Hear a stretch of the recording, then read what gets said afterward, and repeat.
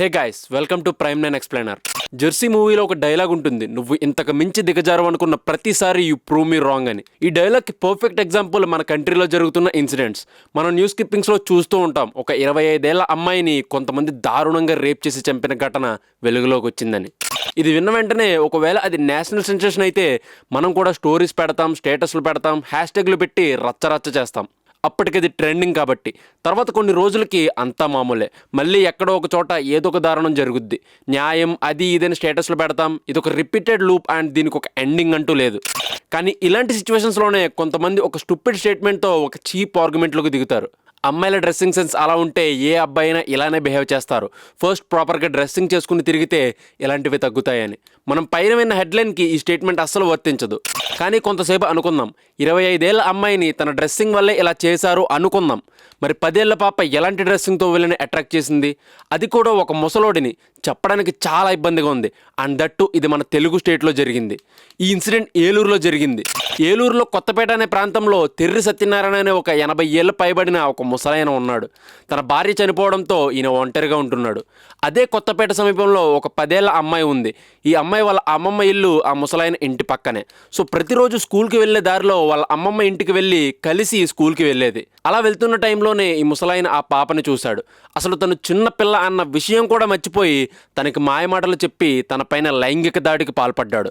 కనీసం ఈ పదానికి ఇప్పుడు మనం మాట్లాడుకుంటున్న దానికి కూడా అర్థం తెలియని వయసు తనది. ఆ ముసలైన తన తాత వయసు వాడు. అతను చెప్పిన మాటలు వినడం తప్ప ఆ ఏజ్లో వాళ్ళకేం తెలుస్తుంది? ఇవేమీ ఆలోచించకుండా పరమ నీచంగా ప్రవర్తించాడు ఆ ముసలాయన. ఇలా జరిగిన తర్వాత ఇది ఎవరికీ తెలియలేదు, ఎందుకంటే ఏం జరిగింది అనేది ఆ పాపకు కూడా తెలియదు. అది తప్పు, మా అమ్మకి చెప్పాలి అని. కొన్ని రోజులకి తనకి హెల్త్ అప్సెట్ అయింది. ఏమైంది అని ఆ పాప తల్లి ఆరా తీయగా ఈ మొత్తం దారుణం బయటకు వచ్చింది.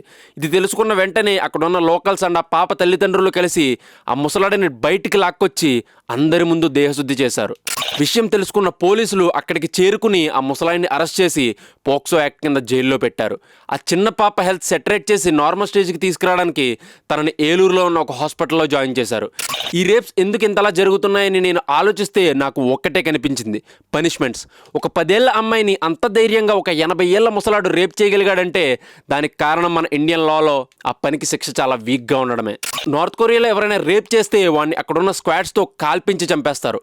ఆఫ్ఘనిస్తాన్లో రేపిస్టులని కేవలం 4 రోజుల్లో తలలో కాల్చి చంపేస్తారు. ఈజిప్ట్లో కొంచెం అవుట్డేటెడ్ మెథడ్ అయినా సరే ఉరి తీసి చంపేస్తారు. ఇరాన్లో కూడా సేమ్ రూల్. చైనాలో అలానే సౌదీలో తలని అందరి ముందు నరికేస్తారు. అందుకే అక్కడ రేప్ కౌంట్ అంత తక్కువగా ఉంటుంది. కానీ మన ఇండియాలో రేపిస్టులకి ఏం పనిష్మెంట్ అని ఒక్కసారి గూగుల్ సెర్చ్ చేసి చూడండి. లైఫ్ సెంటెన్స్, అంటే 14 సంవత్సరాలు జైల్లో పెడతారు.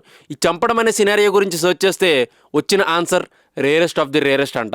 అంటే ఒక 100 రేప్ కేసులు ఫైల్ అయితే అందులో 1-2 ఉరిశిక్షలు పడతాయి. ఇది మారి షిఫ్ట్ అయ్యే వరకు మన కంట్రీలో ఒక అమ్మాయి ఏజ్కి సంబంధం లేకుండా రేపులు జరుగుతూనే ఉంటాయి. Let's hope for the change. ఈ ఇన్సిడెంట్ మీద మీ ఒపీనియన్ ఏంటో కమెంట్ చేయండి. Consider subscribing to prime 9 for more such insights.